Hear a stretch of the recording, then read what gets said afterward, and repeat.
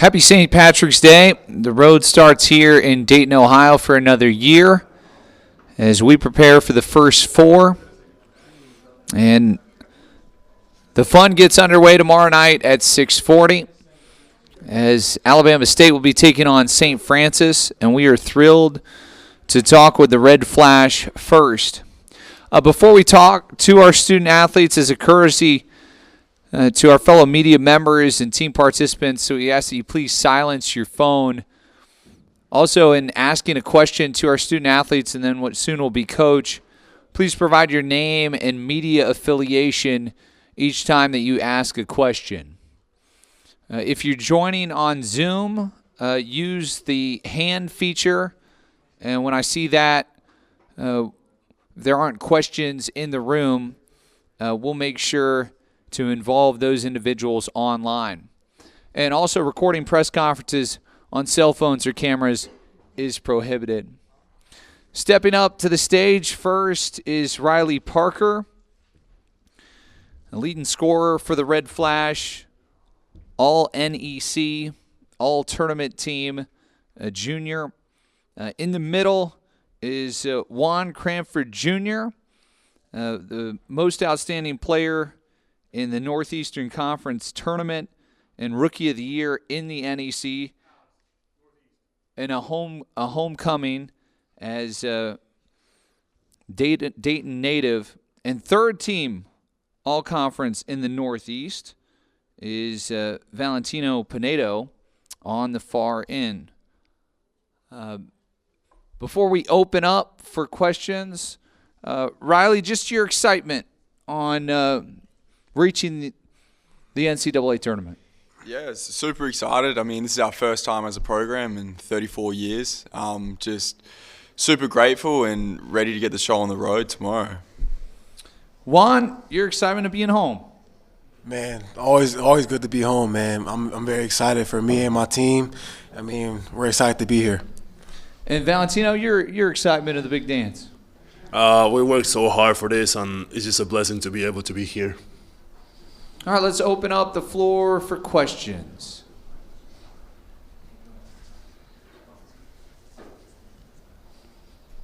Second row on the end.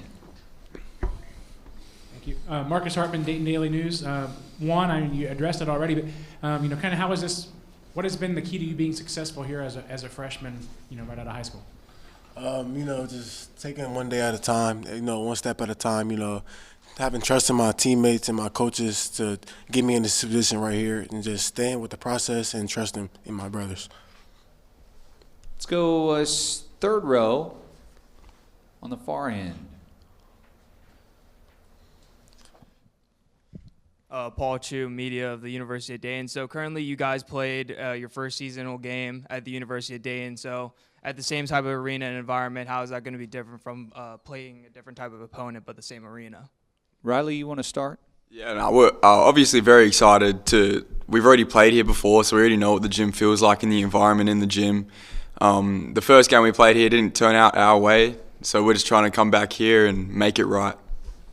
Juan, you want to answer that question about playing here already this year? Yeah, I'm going to just pick up what Riley said. We're grateful to be back here. We play here already, so, it's nothing new to us. So, the gym's not new, the floor, none of that is nothing new to us. So, we've been here before, and we just got to take care of business. Valentino. Following up on what they said, we've been here before, so just take our time this time and get the job done. Let's go to the first row. Juan, Tom Archdeacon from Dayton. Did you play in this arena as a high school player at all? And how did you do, or what do you remember about this place? And did you come here for games? I don't know, when UD played or anything. I didn't come to any college games, no. But I did play here my junior year in district championships, and we lost to Fairfield. But it was a good time, man. It's always a good time to be here. It's a great feeling, great gym, great environment. So it was great. A reminder for those that are joining us on Zoom, you can use the hand feature and ask a question to our student athletes. Let's stay here and go to the first row on the end. Juan, kind of what led you to end up at St. Francis, and how was it to have a couple other guys from Southwest Ohio that are there on the team too? And it started off with the coaching staff, just them believing in me, trusting in me, and trusting in my abilities to do what I can do. And I just want to shout out to them and the St. Francis community for letting me be part of their family. And it's always a great blessing to have a couple guys with me on my team that's from where I am. And, it's fun, and we all bond together. We're a brotherhood. All right, let's go online. Andrew, Clay, your question for our student athletes. Guys, Andrew Clay, WTAJ in Altoona. A month ago, it didn't feel like you guys had much of a postseason chances, but you got really, really hot at the right time. What has been the difference by how you guys played here in this last month as compared to the first half of the season? Juan, you want to start in the change? Oh, yeah. The biggest thing for us is just we changed our motto just to play hard for 40 minutes straight, putting 20 minutes together instead of just one half, and just putting both halves together and then staying together as a team, just playing with confidence, trusting in our coaching staff. So we took a bigger role in that and just play hard and to do what we could do best. Riley, your answer in pertaining to the change and the winning streak that you're currently on. To be honest, man, there wasn't too much change. We believed in ourselves the whole time. It was just little things down the stretch of the games, as in execution, getting stopped when we needed to get some stops, and just winning some close games rather than losing them. And we figured out how to win those close games, and that really took our team to the next step to win these games lately. Valentino. Following on what Riley said, pretty much is like every 4 minutes, every media, just do the little things to be able to, in the last four, be in a position to just win the game, finish the game. Let's go to the third row. Actually, that'd be the fourth row on the end. Patrick Sableski, University of Dayton. If you win tomorrow, this would be your first program win in the NCAA Tournament. What would that mean to you guys to get that first win for the program? Valentino? Obviously, it means a lot because it means we still keep playing as a team and as brothers. And it means a lot just for us and for the program, too, just to be able to get the W tomorrow. Juan? Oh, yeah, what he said, it means everything to us to be here, man. Like, this is a great opportunity to be here to show what we can do and showcase our talents. And we're just going to take advantage of that. Riley? Yeah, man. We just want to keep making history and put the middle of nowhere on the map, really. Just keep putting Loretto on the map and the St. Francis name, because we've got a really good thing out there in Loretto. So just keep winning to put St. Francis on the map. First trip in the tournament since 1991 for the Red Flash. Riley, in talking about this amazing tournament, do you have a memory as a fan of growing up and watching March Madness? Yeah, absolutely. I remember staying in a hotel watching Jalen Suggs hit the half-court buzzer beater for Gonzaga.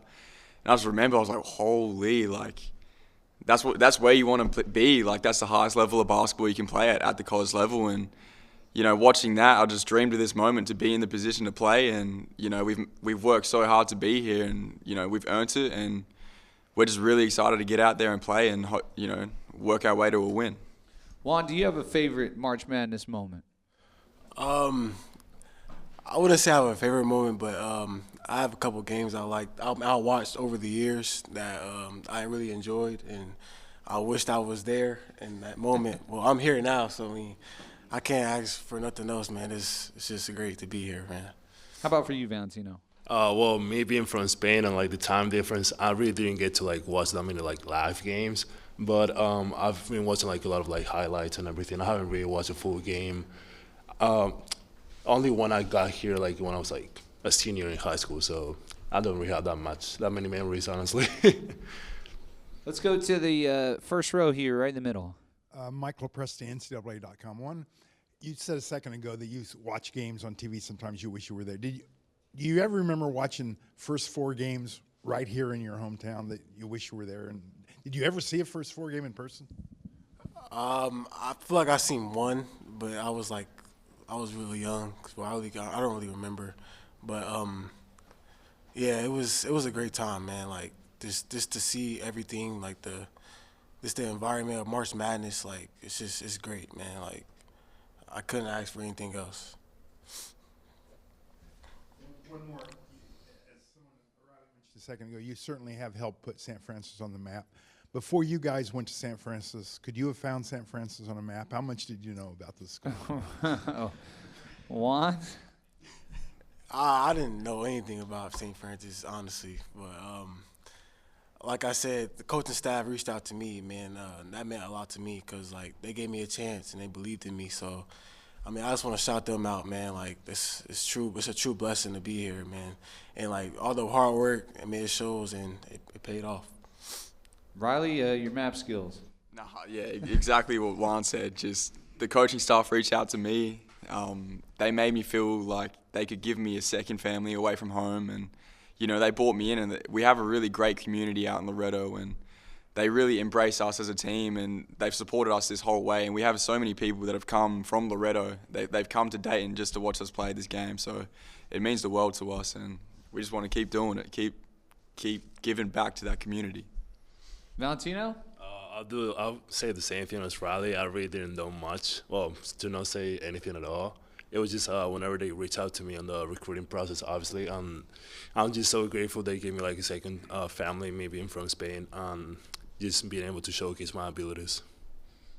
Second row, far end.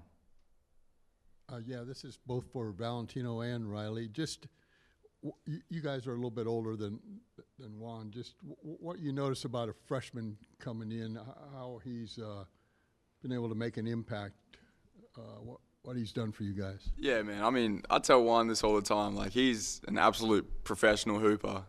From the way he carries himself to the way he just on a daily basis, he's in the gym, he's working out with us, he's giving 100% effort. But it's just the little things like he's a great teammate. He would do anything that we need the team to do to win. And just those little things coming in from a freshman, like, he's not selfish. He's willing to do what we have to do to win. And that's just the biggest credit I can give him. He's just very professional and mature for his age. Valentino, thoughts on Juan? I'll just say on the court, he doesn't look like a freshman. He looks like a veteran sometimes, and that's a big compliment to him because obviously he's a freshman. But off the court, obviously, we do treat him as a freshman, so we do make some pranks every now and then. Let's go to the third row on the end. So, gentlemen, initial thoughts. So you guys are going to be playing the first game of March Madness. Congrats on that. So, again, what are you guys feeling emotion-wise? How are you guys going to feel when the whole world's watching you guys play for the first time in March Madness? Valentino? It means a lot, man. Opening this whole thing up, the whole March Madness thing, it means the whole world to me, and obviously to the team too. Juan? I mean, I'm pumped up, man. Like, I'm ready to go right now, honestly. But yeah, it's a blessing, man. I can't wait to go out there and play, man. Riley? Yeah, man. Like, we've been watching this since we were kids, and just to be back out here, back on Dayton's court, like, it was probably one of the best environments we've ever played in. So just to be back here in, on a higher level again, it's a great opportunity, and I'm so excited to play in front of everyone. Just a reminder to our members of the media, for every question, please state your name and your affiliation. Greatly appreciate it. Thank you. Other questions for our student athletes? Riley, for you in your game and what was such an impressive season and first team all NEC, what's been the biggest improvement from playing at St. Francis this year and what you've been able to accomplish? Just honestly having confidence in myself and just, learning game by game, day by day, just trying to be the best version of myself. The coaching staff here has really believed in me and given me the opportunity to maximize, this type of season. And I'm very grateful for that, and just staying consistent to my day-to-day craft and getting better every day is really the biggest difference from this year to last year. Juan, for you as a freshman, I mean, Rookie of the Year and then being named the MVP of the tournament, was there a moment, in this season where you really felt comfortable in the college game? Yeah, it was. I'd say towards the middle of the season where I went on a spurt, scoring double figures. That's when I really start to feel my moto and just get comfortable with the college game. And beginning of the season, I wasn't really playing how I want to play. Confidence really wasn't there. I was still learning. I mean, I'm still learning now, but just learning from these guys and my older guys, just throughout the time. I mean, I just got better throughout the games. And Valentino, for you, third team All NEC. What have you enjoyed most about this year in this ball club and the run that you guys are on?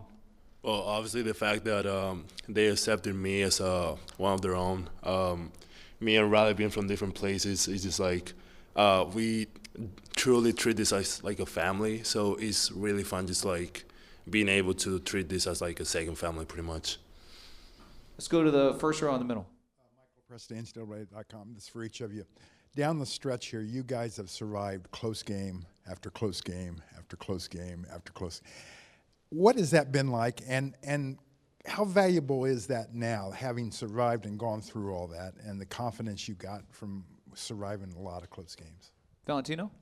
Well, I remember Riley in one interview said, like, at first we got to those close games and we lost them, and then it was like, then it got to a point where we figured out how to like win and put ourselves in a situation to win those games, and we learned from all those games. And I feel like having more experience and like in super close games, I just said like winning in overtime, then winning by 3 and like with 1 minute or something like that, like it gives us like a lot of confidence coming into like the last minute that we can actually win the game.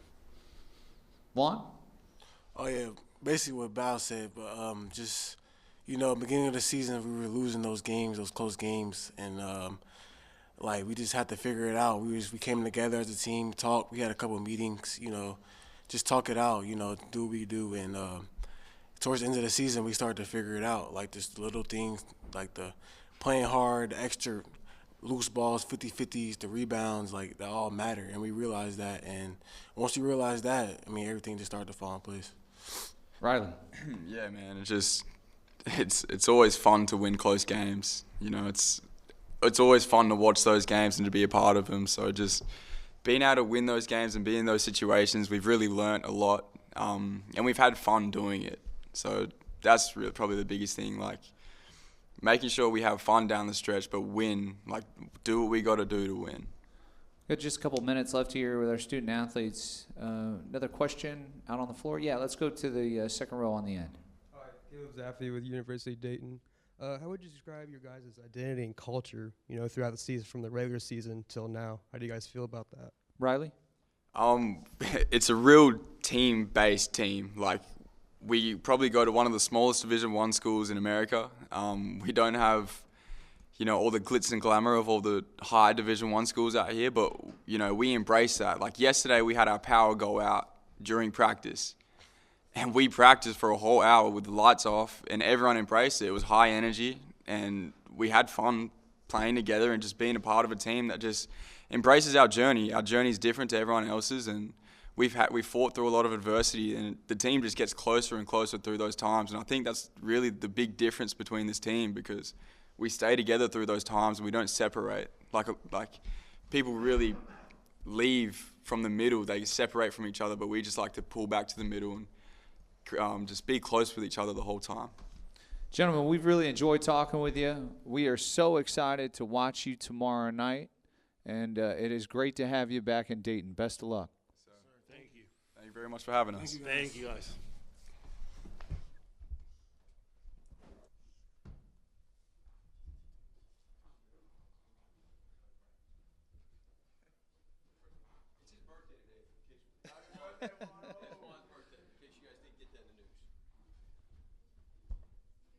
Good to see you again, Coach. This time, I'm really excited to welcome in the head coach of St. Francis And Rob Krimmel in his 13th season, leading his group and coaching at his alma mater. And tomorrow night it'll be his 399th game with the Red Flashes. Coach, before we open up questions for the media, just an opening statement on this amazing run and winning the championship in the Northeast Conference. I heard guys talk a little bit about the journey, and it's the best a team has embraced the journey of a college basketball season since I became a head coach. We played the toughest schedule we've ever played in my time, and starting here was no easy start, and then off to Clemson and Georgetown and Penn State and Maryland, and Robert Morris and Mount St. Mary's, both of whom were in the NCAA tournament. So it was a very tough start to the year, but at our level, we need to be playing our best basketball in January, February, and March. And once we got to January, we started to get a little bit better, started to develop a little bit of an identity. February, things took a turn, and they were moving in the right direction. And then we're playing our best basketball in March, and that's ultimately what we're judged on at this level. Is we've got to be good for 3 games in the Northeast Conference tournament to put ourselves in a position to play meaningful basketball. So it's a fun group to coach. I heard Riley talk about it's a close group. Early in the year, I don't know that we were very composed. We had to go through some very difficult moments, and we got knocked down, but these guys kept getting back up. You get knocked down and you keep getting back up. Some embarrassment in there, some tough losses, some close losses. But once we figured out how to win those close games, the composure turned to confidence, and that confidence turned into a belief in our locker room. These guys believe in each other. They believe in themselves first. They believe in each other. And as a coach, when you walk into a locker room with a group of guys that believe, it's a big word in our program, brought to us by Jordan McClure through the Team Impact program. It makes my job easy. Belief is such a powerful emotion, and our guys have really embraced that throughout the year. And again, there's a lot of coach speak and a lot of cliche, but really the players are driving the bus here. Riley Parker, first team all-conference, and Juan Cranford, rookie of the year, and then obviously Val is a third team. We've got guys that can make the plays, but they're leading the way, and it's been a fun group to coach. I just want to continue to play. I want to keep playing 40 more minutes with them. That's all we're promised, but I'm excited to get out there and compete with them. Let's go to the first row. Michael Presti, NCAA.com. Every coach in the tournament, it means a great deal to them. But when it is your alma mater and you have spent your life there and you're doing something that hasn't been done in decades, is that a different level of special for you think? And one other quick question also, how did shooting go when the lights were out? Oh, it was great. It was fantastic. I was going to see if we could play with the lights out here tomorrow. And it went out, and our guys didn't skip a beat. They did not skip a beat. They just looked up like, and we continued with the drill and got everything we needed to accomplish. I don't know if it's, more special for me than it is anybody else that's a college basketball fan. We grow up, dreaming of this moment. It escaped me as a player. It escaped me as an assistant coach. And 3 times as a head coach, it had escaped us. And I sat next to Father Malachi, our president, yesterday during the selection show. And he said, has it sunk in yet? I said, it's been a blur. The last couple of days have been a blur. There's so much tradition and passion at St. Francis. It goes back all the way to the 50s with Maurice Stokes, and then to the golden era with Kevin Porter, Norm Van Leer, and then the 91 team that was led by Coach Jim Barron, Joe Anderson, and Mike Isolino, and that crew. I mean, Mike Isolino's from Altoona, which is 20 minutes down the road from us. So not only are our alumni excited, you've got the community that's excited. And I said to Father, I said, you know what? I think it'll finally hit me when we look up on that screen and we see our name actually in the tournament. I compared it to him getting a big donation from a booster and that check clearing. You hear about it, but wait until that check clears and it gets into the bank, because then the money's there. Wait until your name appears on the screen, because you're officially in the tournament. Let's go to the back. Patrick Sableski, University of Dayton. You won all of your conference tournament games by only 3 points. What does it say about your team that they're able to win these close games coming into March?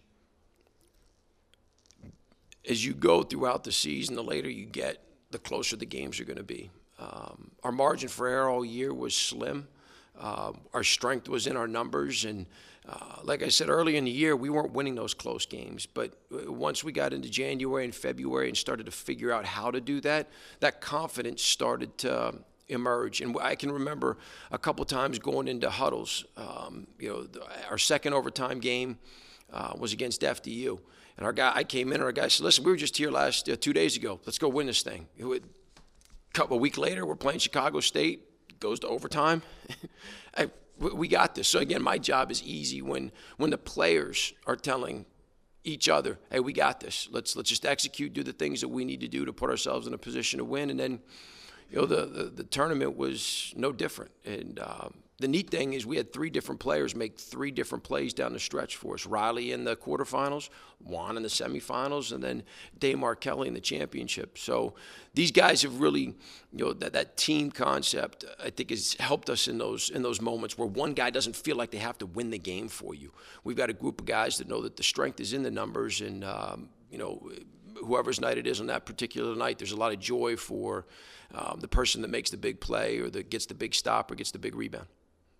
Let's go to the second row, far side. Will Martin, University of Dayton. How do you prepare for a game when you just found out who your opponent is yesterday? Yeah, it's a little bit of a challenge, but we played our championship game on Tuesday, and once we got back to campus, we started to try to predict a little bit. And each day that passed, we were able to kind of knock some teams off that list. And as a head coach, I'm very fortunate to have a staff around me that does so much work to put our guys in a position to be successful. Oliver Allen, Devin Sweetney, and our associate head coach, Luke McConnell, and then our GA, John Q. McCune, you want to talk about stress?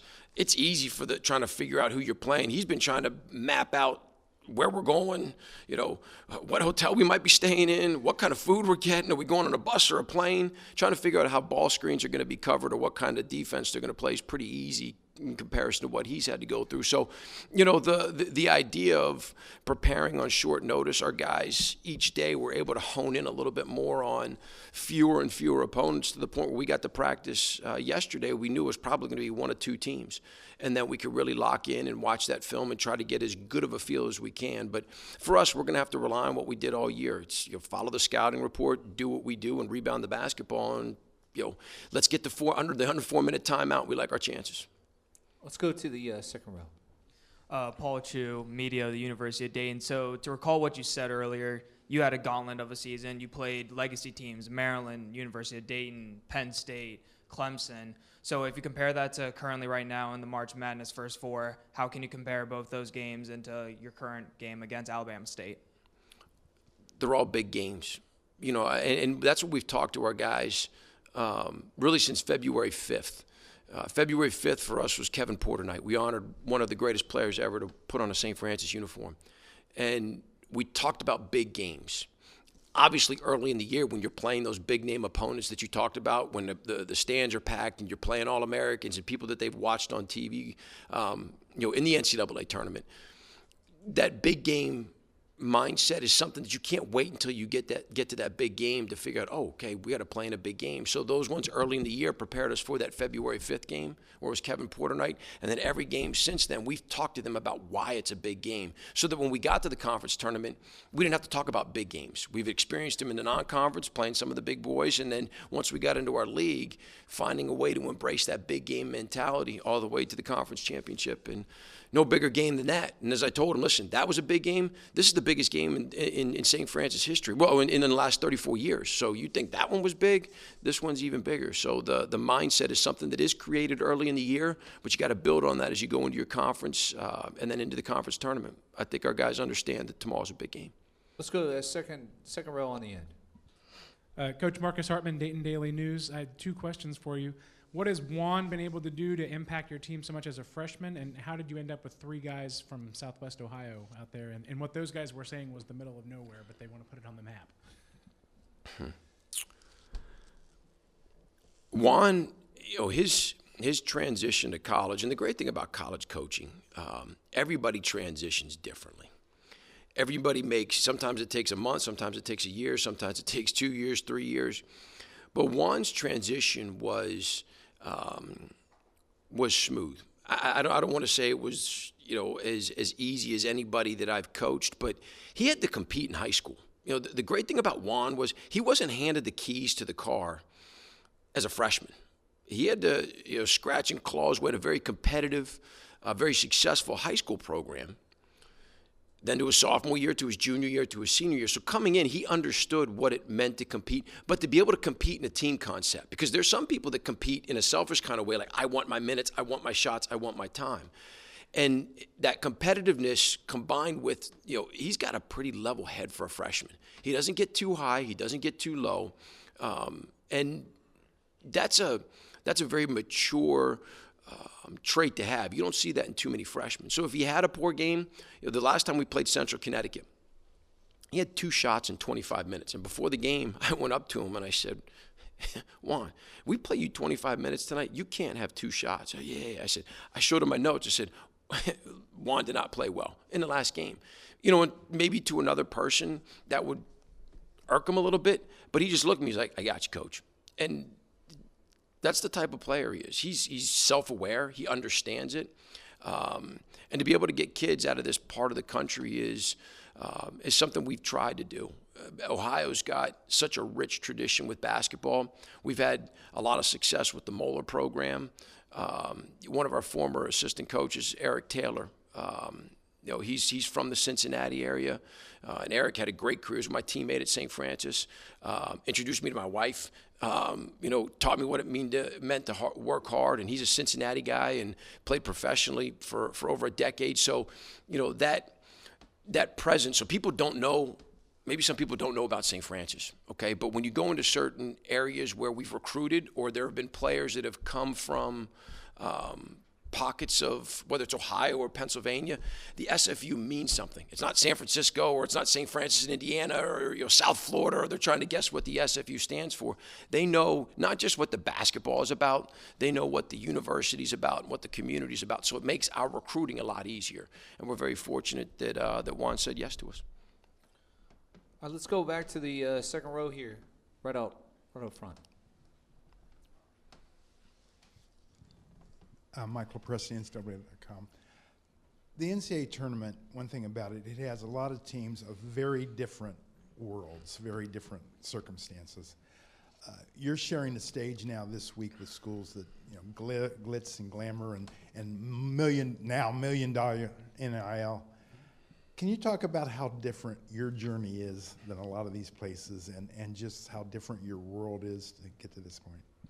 Yeah, I think every institution has its challenges, right? Maybe we're not dabbling in the world of NIL and that kind of crazy money, but at that level, you're competing with wanting more money, right? So everybody has their challenges. And even before all of this, the portal and NIL, there were the haves and the have-nots. It's really no different. It's just I think it's a different discussion point right now, right? We've always traveled by bus and, had to find a way to pinch pennies a little bit while other teams were. My middle brother played at Penn State. He chartered everywhere. The first time he had to fly commercially, he's like, wait, I got to check a bag and wait in line? Hey, hold on a second, time out, right? Well, that was my life. It was, we're going to fly commercially, and oh, by the way, you can't bring more than one bag, and you got to pack a certain way. So some of that stuff's been around forever. But I think the journey and what makes our place so unique, it's still about fit. We got to recruit kids that want what we can offer. And when you find people that are 2 feet in, regardless of your circumstance, success becomes a byproduct of that. Success becomes something that I think becomes ingrained in not just the players that are there, but the players that came before them. And so much of that is rooted in relationships. So much is that is rooted in development. But those are long-term. Think about the relationships that you have or development. That's a long-term concept. And at the heart of what I believe the college experience is about, it's about development. It's about developing relationship. It's about developing players. It's about developing students, but most importantly, developing people. And if we find kids that fit that, they'll be successful. It's just we've got to make sure that we find the right. We got to turn over enough stones. And is it a little bit more challenging now than it was 5, 10, 15 years ago? Absolutely, but it's not impossible. A couple more minutes here with Coach. Let's go to the fourth row in the back. Coach Don Nelson from Ohio University. How much do you deviate your play from the conference tournament till now, to this point, if any? We can't. Yeah, we are who we are. Do what we do, follow the scouting report, and rebound the basketball. We give ourselves a great chance to win. And, I've used the Bobby Knight line a couple times. Winning favors the team that makes the fewest mistakes. And we've added one more layer to that plays the hardest. I mean, the margin for error, when you're playing in your peer group like we have, in the last week or two, that's who we are. And we can't change that. And our guys understand that. They know what's at stake here. They know what we need to do. And we're not going to reinvent the wheel just because it's an NCAA tournament game. We're going to go down competing the way we've competed for 33 games. And if we do that, I like our chances. And if we do that, I'll lay my head down at night knowing that we put everything into winning a basketball game. Other questions for Coach? Let's go to the first row here on the end. Marcus Hartman, Dayton Daily News. What do you feel like you got out of playing here to start the year? The atmosphere. I mean, I told our guys when we came to Dayton, I think about 4 months ago now, that it would be one of the best atmospheres that they'd ever play in. The people that make up this community, and we've had the good fortune to play here twice. The passion here is unbelievable, and I don't expect anything different tomorrow night. There's no secret why they haven't moved the first four, the opening round out of Dayton, because the people here love college basketball. And so I think the atmosphere and the environment won't be new to them, and I think that'll be a big part of allowing them just to settle into it's a basketball game. It's a big basketball game, but we don't have to worry about our surroundings because we've been here before. Let's go to the last row. Patrick Zableski, University of Dayton. You've talked a little bit already about sort of the history and the tradition of St. Francis as a program. If you win tomorrow, it would be the program's first ever NCAA tournament win. What would that mean to you personally and to the program to get that win? It'd be a special moment. For a lot of the reasons that I mentioned before, the passion that, and the great thing about what our guys experienced in the last 4 or 5 days since we won the championship, guys that wore the jersey before them that couldn't get to this point didn't say they won the championship. It was we won the championship. There was a sense of togetherness. So if we're fortunate enough to win the game tomorrow, I don't expect anything but the same response. We won our first game, and that's just a part of the tradition. The people that make up our community. There's a shared experience here. So yes, it would be big. Anytime you win your first NCAA tournament game, that's a big moment. But what makes it a little bit more special is how shared it is with our community, with our alums, and with our university. Really fast, one more question for Coach. Let's go first row on the end here with Arch. Yeah, Tom Arch, Deacon Dayton. Excuse me, Rob, if you've already been asked this. Why is it that Cranford could come in as a freshman and hit the ground running kind of it's really, I think, twofold. It was his upbringing, in high school, having to work his way into being a guy instead of just being handed the keys to the car as a freshman, and being able to shoot up all the balls and play all the minutes and score all the points. He had to compete on a very successful high school program. So that competitiveness coming to college in a team concept, because the competitiveness can be, I got to get mine, I got to get my points, versus I'm going to compete in a team setting. And those are two very different types of players. And because he had to compete in a team setting with a successful program in high school, coming to college, that transition for competitiveness and learning how to do it with 4 other guys or 5 other guys or 6 other guys, 7, whatever the rotation is, wasn't foreign to him. And the other thing is, he's just his demeanor. He doesn't get too high or too low. He understands his game. He doesn't try to play outside of who he is. And I think that pace that he plays with, he's a physically gifted kid. So that, coming to college, his strength and his ability to maybe play against some kids that are a little bit more physical. He didn't have to worry about getting bumped around. So it's part program, I think, and then just part some of his natural talents, that allowed him to make that transition so easily. Coach, we were excited to see you in November. We're really excited to see you back here in March, getting March Madness underway with the first four. Best of luck to your group tomorrow night. Yeah, thanks for having me. This is great. Great to be back. Hammond Communications is going to be posting the recording of this press conference, NCAA Digital Media Hub. That's ncaa.veritone.com. Transcripts will be provided ASAP shortly. Thank you. Thanks, sir. Good to see you.